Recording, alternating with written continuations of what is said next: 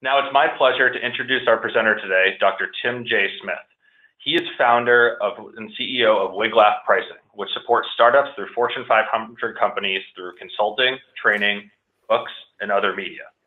In addition, he is an adjunct professor of marketing at DePaul University, academic advisor to the PPS Certified Pricing Professional Program, and author of multiple works, including Pricing Done Right. So with that, Tim, welcome. Well, thank you, Nick, and thank you, Leverage Point. Let's take a look at what we got to say. First of all, I am legit. I've written 4 books. I've served clients across the globe. I've been in the news a couple of times. Yep, I might actually know something here, but let's prove it. Okay, question mark, Rockman. Let's show them what we got. So, what do we got? When I think about value, I think about value as being the benefits which one delivers less the price one extracts. That's what value is. It's benefits delivered to customers less the price, and that which is left over is the value which a customer gets from interacting with your company.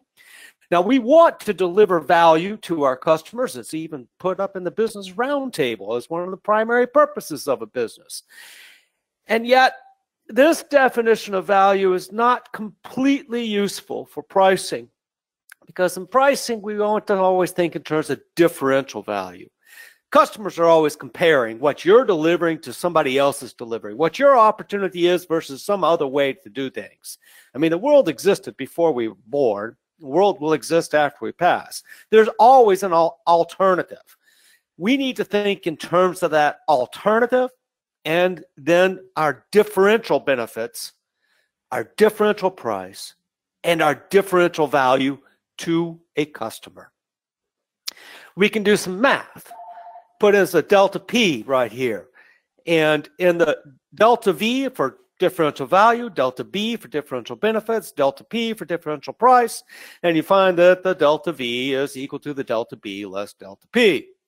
Let's go ahead and assume I want customers to purchase. So that means my value, my differential value I'm delivering those customers must be positive, must be greater than 0 for that customer to purchase. I need to deliver more value than what that customer has anywhere else if I want that customer to purchase.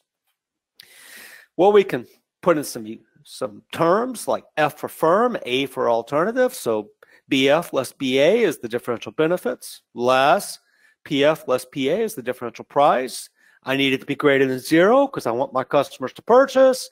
Rearrange, solve for price, and I say the best price my company can get, P sub F, is the price of my alternative adjusted for my differential benefits. And that's what we're doing. That is exactly what we're doing here. We have all sorts of subscripts here. Now, that's economic value to customer. That's the term that Harvard uses, so I'm going to use that term. It's I think Leverage Point calls it EVE, which is a great brand for them. So my differential, my economic value to the customer is the price is the price of my alternative adjusted for my differential benefits. Now, how much of that can I capture? There's a lot of arguments out there. We have Kahneman and Tversky research about having gains and doubling losses. We have a simple empirical rule that says start at 50%, expect to capture 30% of the differential benefits, and walk away at 15% of the differential benefits. So it's a way to think about how much of that value we create with our products and services and offerings and deliver to customers can we capture. About 30% of the differential benefits seems to work. It's not a perfect number. It's not like a researched number. It's just empirically found to work. All right. So great. Got it? Now, what does this have to do with the new product development cycle? Okay. Thank you, question mark, Rockman. Let's look at the new product development cycle. I'm going to slow down a little bit now. Phase gate. The phase gate process is used at many companies or something like it. When you're looking at development of a product that takes years to develop, and I've seen products that took 20, 30 years to get to market, Most companies are working more in the 5-year cycle or the 3-year cycle. Some people try for a 6-month cycle. But anyway, you got this long product development or offering development cycle, and it starts to ideation. What's the idea? You screen it. Is that something we should be doing? Okay, maybe it's something we should do. So let's define the scope, and can we do it? Is it feasible? Is this really something we as a company can do? So that's gate 2. Okay, it's something we can do. It's something within our bailiwick. Let's go ahead and put some numbers on it. Let's find the business case. So opportunity definition is the next phase. And then you got to screen it. You got to screen the business case. Well, part of opportunity development, opportunity definition is how much am I going to sell for what price? So we better have some concept of price at that point. We need to find a price estimation in the early phase of the NPD. So there's a point right there in the phase gate where it's like pricing better be involved to help ensure that the value the company is trying to deliver is real. Okay, so after you determine the business case, we're going to go ahead and execute, develop. We'll determine gate 4, is it developed? Are we ready for testing? Yes. So you go through testing and validation.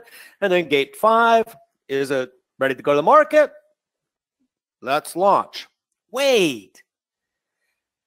You know, between the time that I did my early price estimation and launch, things may have changed. Maybe I gained more knowledge. I better go through a price clarification process, because before I let my salespeople go sell, I need to give them a price. So let's go ahead and do that too. So there's 2 points in the NPD where pricing really does have a role. And then you launch. Okay, so how should a company manage price at the early phases versus the late phase? So let's think about it, early phase pricing. What do we need and how do we get there? In the early phase, what we're really looking for is a basic understanding of what is the value of the offering being developed.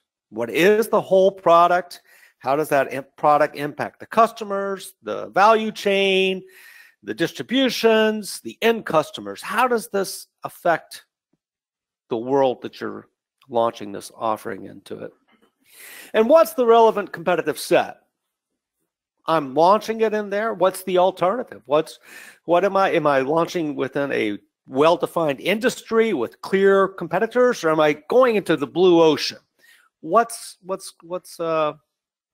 out there? And even if you're in the blue ocean, like somebody's working on trucks right now that are electric trucks for shipping across the states, and well, that's interesting, but you know, there is an alternative. We could still use diesel, or I like the idea of the electric truck. Don't get me wrong. It's just, there's always an alternative out there.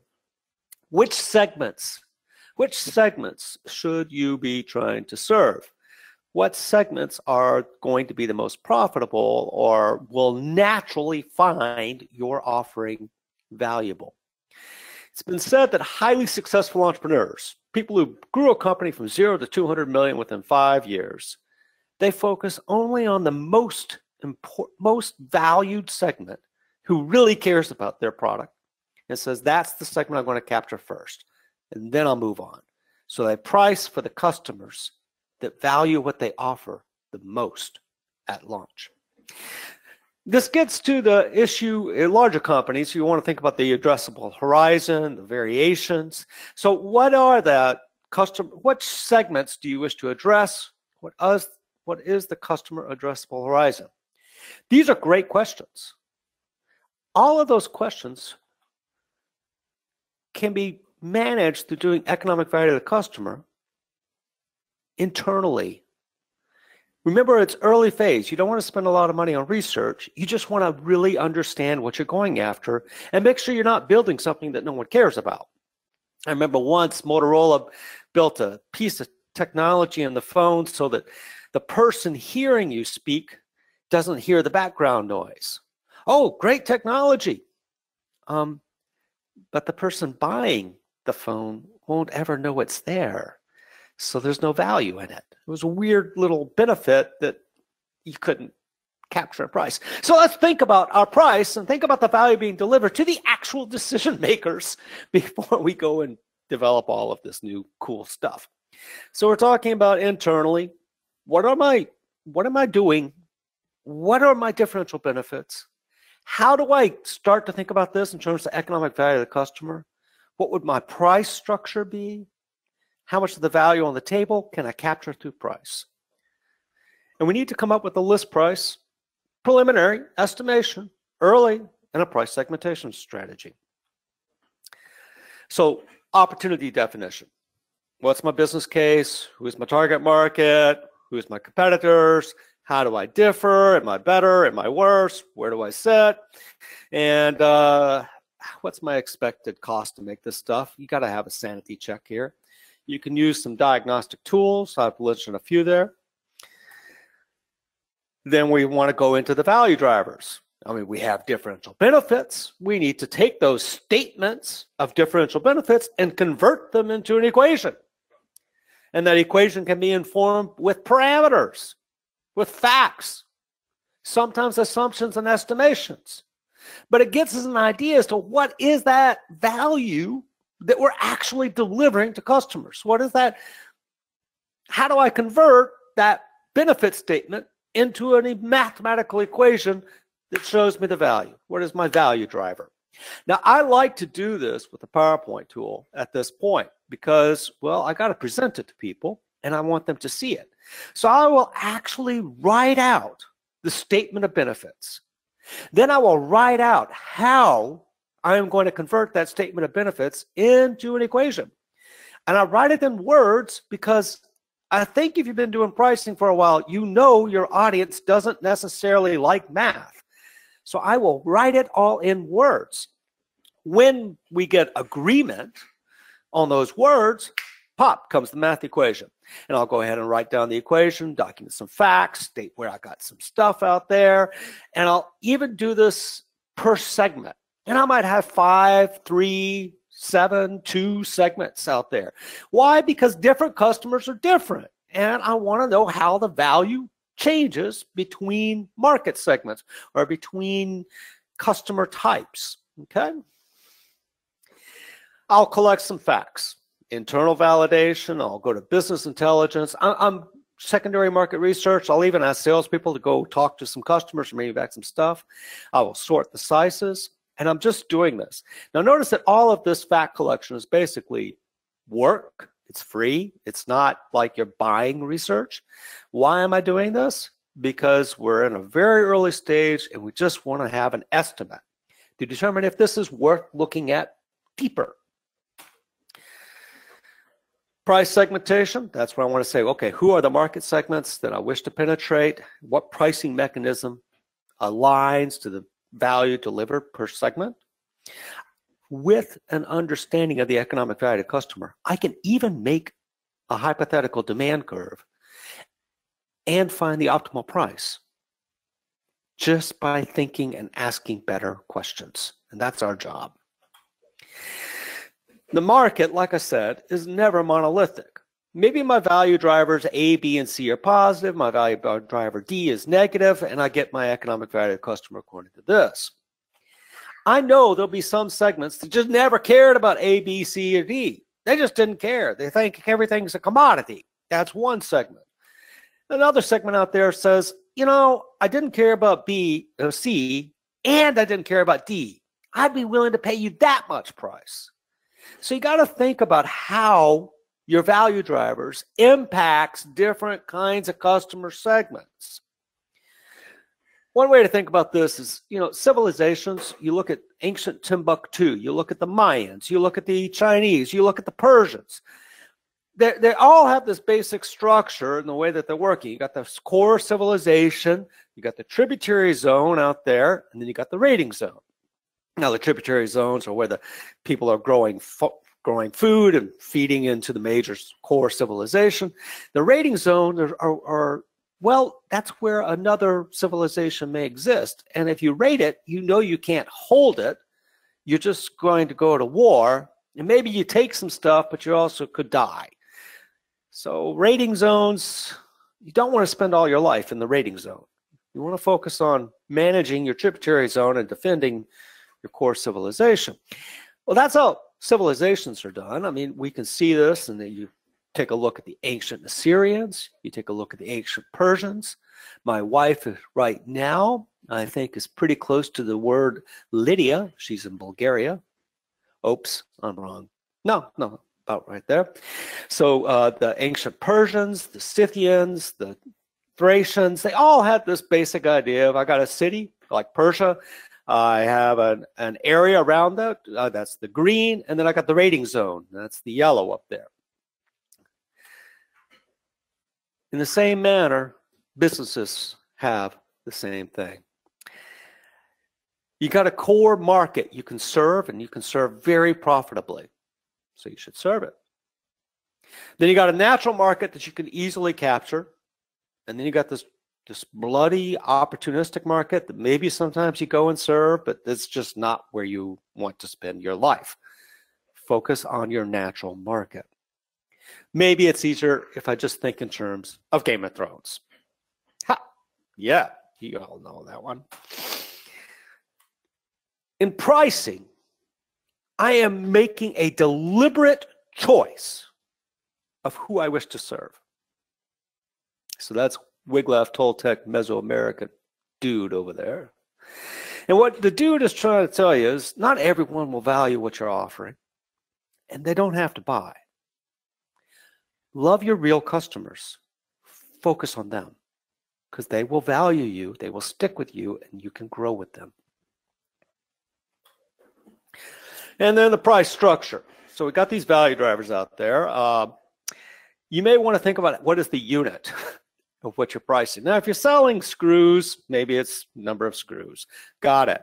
But if you're selling something like software, you maybe want to price on square footage in a warehouse, or the number of electric meters in a utility domain, or the number of users is usually thought of, but maybe you can find something more intriguing. Number of beds. If you're selling into the hospital, number of hospital beds. It can be a metric for something totally different. So we're going to define those metrics, and then we're going to define how we're pricing. And I want those metrics to be objective and easily measurable so that buyer and seller can completely agree on those. I may also think in terms of some price structures. You know, unit pricing is common, but there's also versioning, bundling, subscriptions, revenue management, two-part tariff, tying arrangements, blah, blah, blah. I want to think more broadly about how the price is going to be presented to that customer. And then we get to the economic value of customer. A basic stair step or a waterfall of value, the value build up. I'm going to go ahead and put that out. I'll do it possibly in Excel at this point, and I'll put it all in PowerPoint because I want people to read it. Socialize. Why? Because I got to get buy-in. I want sales, marketing, finance, the market research, the economics teams, the CEO. I want all of them to say, that looks good. I want to go do this business. I think I can sell to that customer. That price seems attractive to my customers. I can capture that price. Finance says, oh my gosh, we're going to make some money on this. This is a good thing worth investing in. So I want to socialize it. So that's why I want everything to be put down in paper in a manner which normal people can read. Then you also learn things through socializing. This leads us finally to a decision. Do we understand the value? Do we know how much we're going to capture? Are we good to go forward? Or should we stop doing the initiative because it doesn't add any value to the company or the customers? That is exactly what you're doing in the early phase, first 3 phases of the new product development cycle. Here's the overall process. And you can see how all of that thinking is not like asking for $100 million worth of investment. This is just called let's get a team together and let's get this work done. Let's think about the price before we go to development, and let's make sure that that price we're putting on there is a realistic, well-defined price. At this point, you may want to put that in your leverage point tool. Why? Because it documents it and it keeps things going over time. So you're going out of the early phase, you're getting ready for launch. Now in launch, you don't want just like this hairy-fairy price. You want an actual price you're going to get from a customer. You want to put that down before a salesperson tries to close an order. You want to tell them what price to put on there. At this point, you're going to need to do possibly some more research. Now, if it's a low, I divided it up into revenue impact, and you can see high, moderate, and low. Now, if it's a low revenue impact, you may just take your early phase EVC, refresh it with new facts, and say, let's go to market. But if the revenue impact is somewhat moderate, it is worth it to validate, to check your parameters, your inputs, your thinking with an actual customer. And this is where voice of customer market research comes in. And I particularly like in this stage for it to be like in-depth interviews or focus groups. I want to listen and I want to explore and I want to make sure I'm in the right track. So if it's a moderate to high, I'm going to do voice of customer. And if it's really high and it's really innovative, then I pull out the big gun, the conjoint analysis. Now, the beauty of voice of customer is I can inform and validate the facts and the assumptions that went in my value drivers. I can check my value drivers with customers to see if this makes like reality space for them. I can even do something different, and I'm going to be careful. It's called Gabbard-Granger or Van Westendorp price sensitivity meter. Those are two separate tools. Now, those tools are useful for gathering customer price expectations. They are proven not to be good research techniques for optimizing price. That's not what they do. That's false. Professor here, look, I'm just telling you. No. What they do is they tell you the price expectations of the market. And it's nice to check your price expectations of the market with the actual value you're delivering and say, are they aligned? Where do we sit? I'll also want to clarify customer pain points to see if I really am looking at the right value drivers, or maybe I need to put in some more value drivers. So I'll take that. I'll use my economic value to customer, estimate the size of each market segment, and then determine the expected optimized price. I'll take the price expectations from the Gabbard-Granger, the price sensitivity meter, and I will compare it to the value that I should be able to capture according to the economic value of the customer and other pricing metrics. I'm going to also look at cost plus. I know I'm going to put a historical standard. I want to put it all there. And in doing so, I'm saying not one, but 3, maybe 4 different ways of looking at the price tells you sort of where you think that price should be. And at that point, it's ready for an executive to say, we're going to go for the economic value of the customer. Or I see that we have all this value, but I want to penetrate the market. You make a strategic decision. Neutral, best, usually. Penetrate or skim. You got to make a strategic decision here. And it will be an informed one. It will be an informed strategic decision that also tells you, well, what should your profit expectations be? Which one do you think is going to actually add the most profits, and you can adjust from there after you hit the market? And which segments am I going to go after? I mean, don't waste a salesperson's time trying to sell ice to an Eskimo. No. Try to sell those ice to an American in Taiwan. Americans like ice. All right. So you're making a decision here. You review the findings, and you're going to decide, do we need to do more pricing research? Is this worth it? Are we ready to do conjoint? And conjoint's a completely different research technique. Different webinar, we'll have to tell you about that one. Are we ready to go to pricing?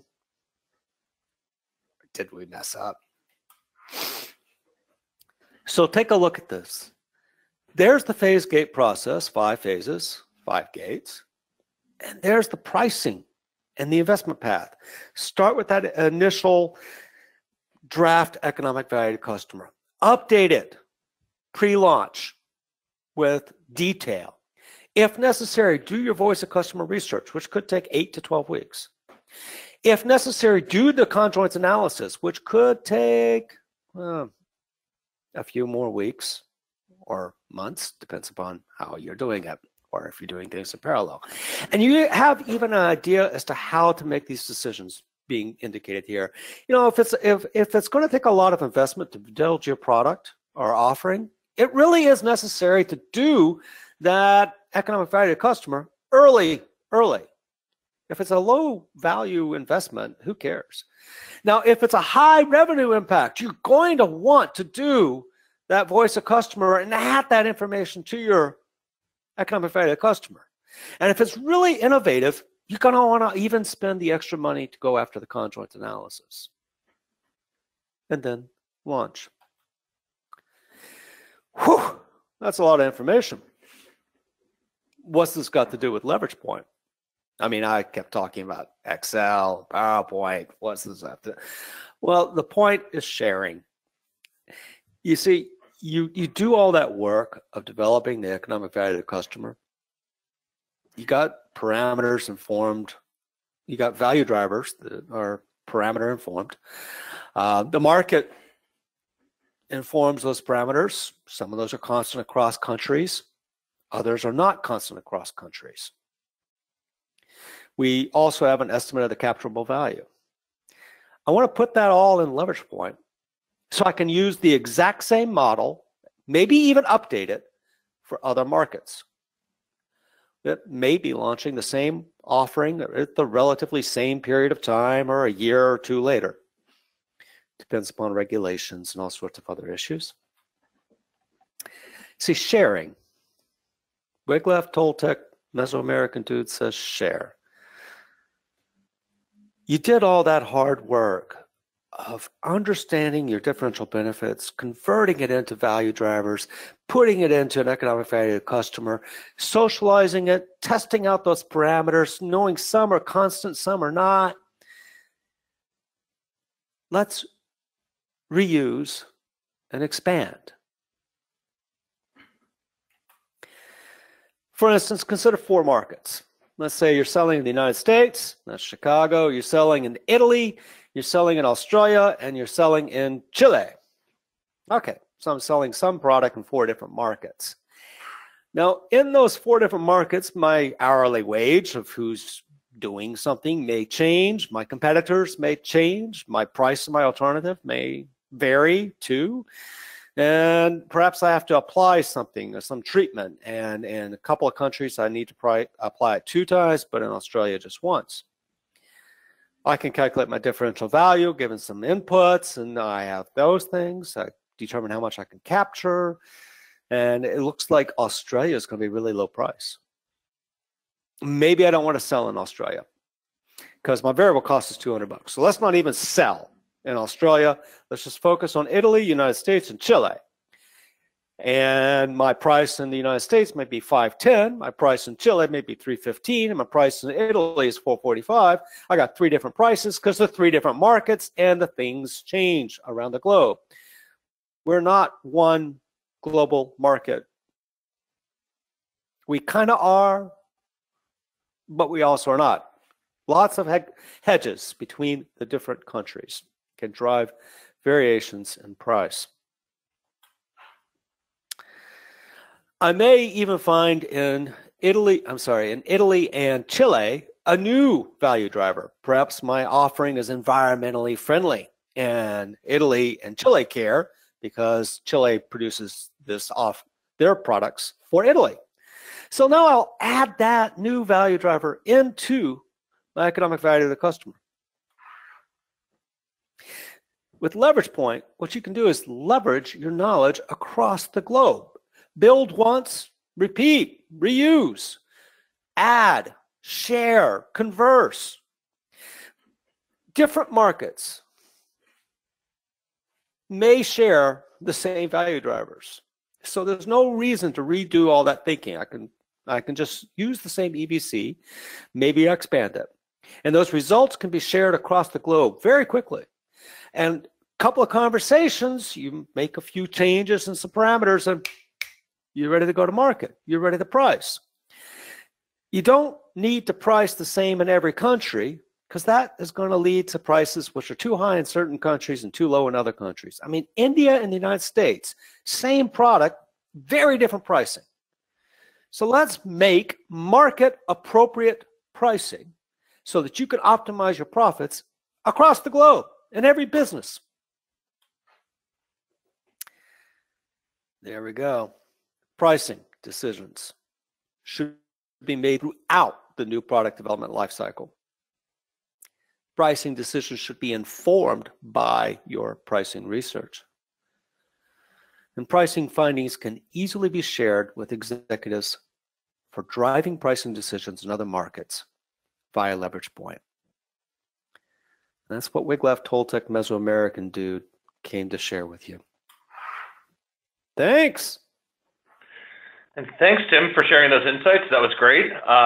So we've had a few questions come in during the webinar, and there's still time to enter your questions on the panel on your screen. And just a quick reminder, while you're entering, you'll be entered. If you enter, you'll be entered into the raffle to win a free copy of Tim's book, Pricing Done Right. So be sure to do that upon exiting the webinar. Now, to give you a couple more minutes to enter your questions, a few quick words on Leverage Point. I know Tim spoke a little bit about us, but Leverage Point offers a cloud solution that aligns business teams around creating, capturing, and communicating value. So we talked about the importance of incorporating value throughout the product development and launch process, but Leverage Point actually helps you do this beginning at the earliest stage of the product development lifecycle and helps you extend this focus beyond the product launch all the way through the sales process. Now, how does it work? First, product marketing and pricing team members build value propositions within the tool that helps sales tell a story. They then publish that value proposition into a cloud-based library that is accessible by every rep at your organization to customize in real time for each customer's needs. Finally, beginning with the first sales call, sales teams can use these value propositions to build an interactive sales presentation and incorporate the customer's data in real time in order to create a unique business case to buy that the prospect can use internally to drive the deal forward. Early in the sales process, value propositions are really useful as flexible case studies in call preparation and building sales confidence and quantifying opportunities and in engaging customer executives. Towards the middle of the sales process, value propositions provide customer value analyses as an important consultative selling tool to address pre-sales challenges. Then when you get to the purchase stage, the value proposition becomes a shared business case, collaboratively agreed between sales executives and customer sponsors that serves as a buyer's internal financial justification to purchase, and it also becomes a sales team's asset in a price negotiation. Now, who wins? Value propositions in Leverage Point can be linked directly into an opportunity in Salesforce, and they can also be downloaded into a PDF or PowerPoint at any time for a personalized leave behind after the sales call or meeting. On average, our clients achieve 5 to 15% higher close rates and 5 to 25% higher prices when using Leverage Point value propositions. And that's a quick summary of how we help companies worldwide improve business outcomes by aligning entire organizations around value. So with that, we're going to jump into the questions and answers. I see we've got some good questions rolling in already. The most common one, as you can imagine, yes, this webinar is being recorded. We'll get the slides and recording out to you tomorrow or Thursday, so within the next couple business days, depending on when we can get that video together. So as far as questions, Tim, I'm thinking we go with this one. What are the most important organizational success factors in the pricing process you described in the phase gate process slide? So that one earlier where you talked about the phase gates. Why do attempts to accomplish this fail? Can you go back a couple of slides and let's show them all the phase gate areas? Yeah. Let me just jump over real quick. I'll do that. Yeah, you can do that. Yeah. 1, 2, 3. A few more.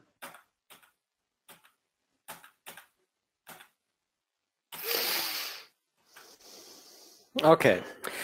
So let's think about the early phase. Organizationally, research has across the phases, research has demonstrated that companies make more money when pricing decisions are a collaborative, cross-functional process rather than just simply a Excel jockey in the corner. So across the processes, it's best if you involve sales, marketing, and finance in the decisions, and others as you see necessary. Problem is that pricing isn't exactly the bailiwick of a finance person or a salesperson or even marketing people. It's a specialized skill set. So the pricing person, the pricing driver, the pricing leader needs to drive the process, engaging them appropriately to drive those questions. That's across the area. Now, in the early phase, the problems I tend to have are related to getting people at first to buy in that this process is going to lead to something. I got to spend time with the product development managers and the marketing managers, and I need to get them to express very clearly what they're trying to do. That takes time. It takes a few meetings. And even after they express what they're trying to do, you might say, well, give me some numbers, and they say, we don't know it.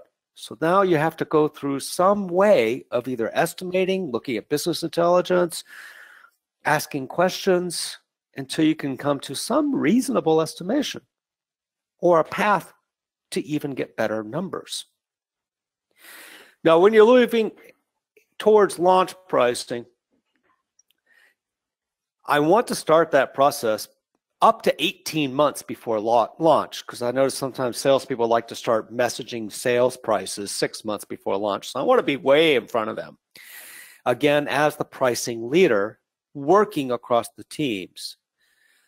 At that point, I can get my market research done, get it done well, add one of the areas that I find another difficulty is often market research people or leaders want to always do quantitative work. But in value discovery, I find that in-depth interviews, more of an exploratory research techniques, help me understand how the customer thinks better. So I like to actually do that, exploratory techniques, before I jump in to something more quantitative. So those are the big areas. How do I get the team led through the path, engaging appropriately my sales, marketing, and finance at a core, plus all the rest of the organization as they are able to help me move this forward? Thanks. Good question, Nick. Yeah, that's a good one. So I'm going to jump forward to the question and answer slide real quick as I scan through. So let's try this one. As you think about identifying list price, what elements of that process enter into the setting policies for discounting price and execution? It's an interesting one. It is. It's also not a one-size-fits-all answer question. So let me try it this way. Sometimes you find out from your economic value customer that you have a very unique product, and therefore you should not need to discount it. Your target segment should pay the full price. And so you decide on that particular product, I'm never going to discount it. Other parts, you're finding that you will add discounts and rebates due to the idea of trying to hit alternative segments in the market. This is why the economic value of customer to market segmentation study is to market segment orientation is so key, because it tells your salespeople where they can capture the good price and where they should perhaps walk away. Now that's half the answer. The other half the answer is when you start doing discounting and rebates, You're moving out of price setting. Price setting is from the end customer viewpoint, the way I just described it, into commercial policy. For instance, maybe you're Grainger and you always give GE a 36% off on everything they order at Grainger.com. But my wife, who's an artist right now in Bulgaria, you give her nothing off because she's a single artist in Bulgaria right now, and la-di-da. She gets nothing. So that's a commercial policy decision about how you're going to penetrate the market or manage your channels, separate from the price setting, which says that's my segment and these are my prices. Interesting. Okay, good answer. So another one this is a really interesting one. So this is about breakthrough innovation. So the key challenge of voice of customer is that in the case of a new product or breakthrough innovation, the customers may not see or understand the value to be delivered. So when you, and the phrasing of your value story will also, when you start to incorporate customer feedback, and the question used the example of the Van Westendorp PSM, what can you do in that case, in the case of breakthrough innovation? So blue ocean, breakthrough innovation. I love it, and that's exactly where I want to do more conversations, because I want to focus on what is the problem I'm solving and what is the value of solving that problem. Breakthrough innovation, I got to admit, usually the end customer doesn't fully get what you're doing, doesn't get it. And you showed me the first iPhone. I didn't know why I'd ever want such a thing, you know? And now it's like, I can't imagine living without one, right? So we have that issue. The problem is, how do I explain the value or the benefits to the customer at the end of the day? And that's where the research design is key, because you're focusing on the problem being solved, not on the product you're selling. And by focusing the research on those things, you can get better insights. That's half the answer. Perfect. Oh, keep going. The other half the answer is, you know, I told you, I'm going to say it again, Van Westendorp Price Sensitivity and Gabbert Grainger are proven in marketing academic circles to not be good price optimization tools. They're only good at telling price expectations. The economic value to customer approach has been proven in academic circles, given some guidance about how much you can capture, some discussions on that, to work, to get you in the right ballpark of that price. So I often do my research, and I'll find that I'll put it this way. Usually the internal salespeople, before you start asking what the price is, they'll give you a number like 5.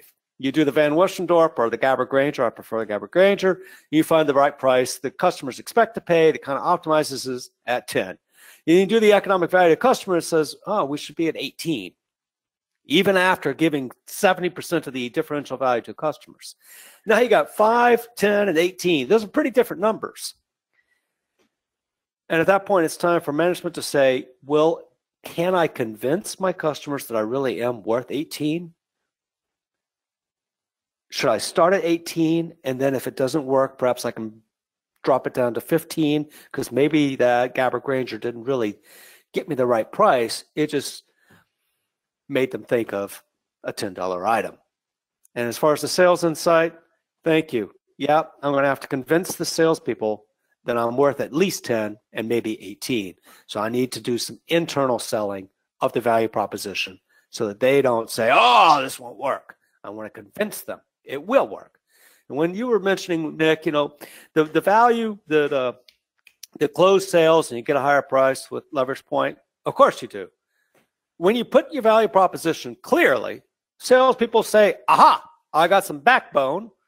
Great man wrote a book about that. Oh yeah, Holden, Negotiating with Backbone. Good book, good book. The salespeople have more backbone, and they're able to sell a customer, look, this is what we're doing. This is the value we're adding. What part of this do we misunderstand? What part of this do we wish to get rid of? And that clarity, you know, drives the sale, closes it. Perfect. So I've got one that goes a little bit deeper on Gaber Granger and Van Westendorp. So when have you seen, and I'm not sure if you can, how specific you can get, but can you elaborate on when you've seen both done well? And do you have a preferred method of the two?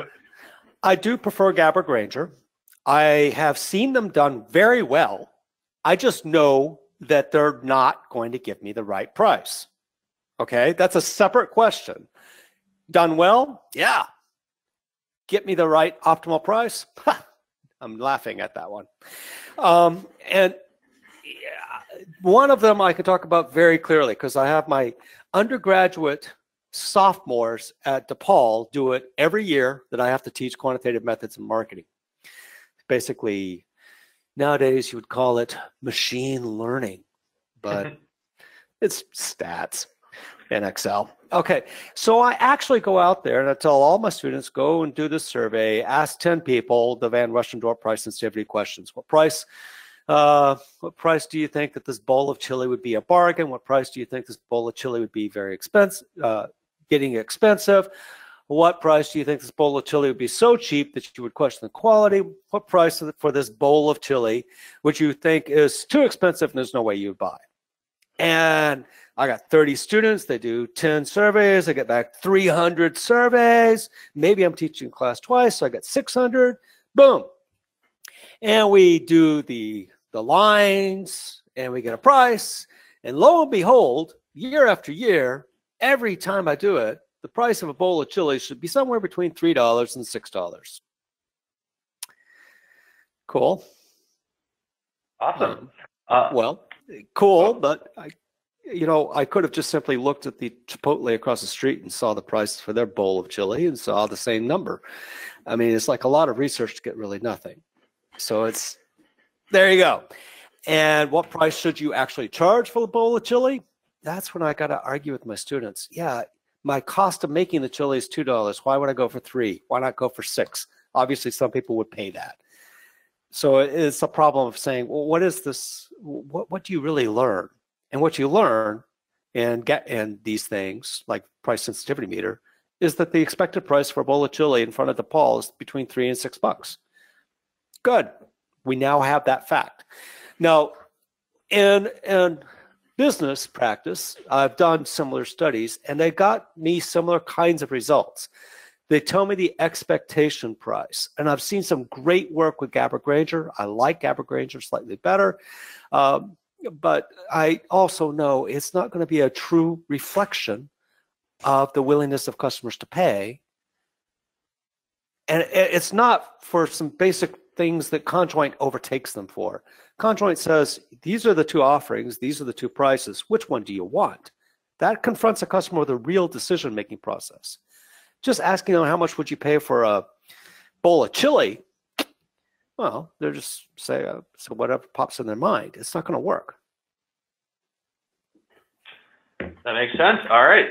So I've got another, I think we have time for one more, if that's okay. Yep. And this is another twist on the blue ocean discussion we were having earlier.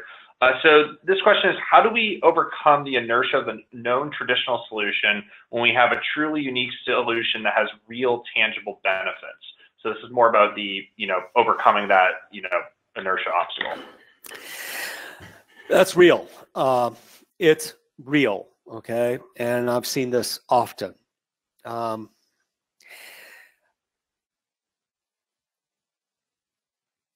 Research in highly successful entrepreneurs, like I said, people who build the business up to $200 million a year in 5 years, they acknowledge they're going to have this crossing the chasm problem. They acknowledge it's always going to be difficult to get the whole shebang of the market in. This is why you start out with the core customers that will pay you the full price, and you start moving it out from there with a pretty well-known path of inflection points until you finally get into the larger market. In other words, I'm saying very simply and clearly, highly successful entrepreneurs don't sell to people who don't like what they're offering, doesn't get it. They focus on the people who do get it and say, I see the vision. I want that vision. I want to go into it.